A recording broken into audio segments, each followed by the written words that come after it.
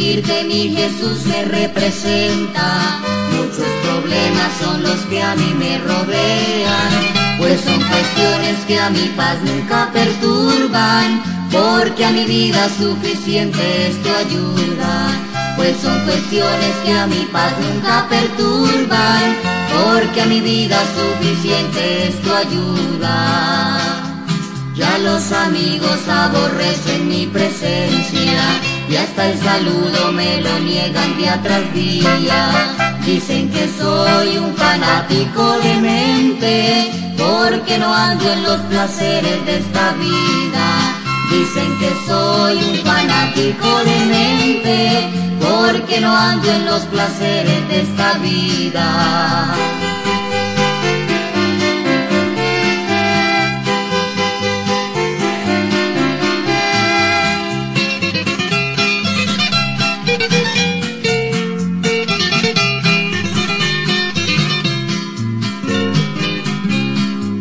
Ya mis hermanos en la casa me desprecian, y qué decir de mis amigos y parientes.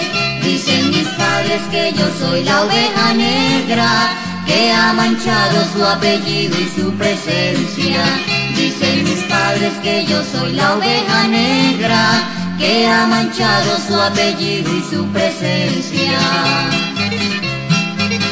Es que no saben cómo un corazón se siente cuando se encuentra con Jesús comprometido. Es como bálsamo que al corazón desciende y que lo llena de su paz y dulce alivio. Es como bálsamo que al corazón desciende y que lo llena de su paz y dulce alivio.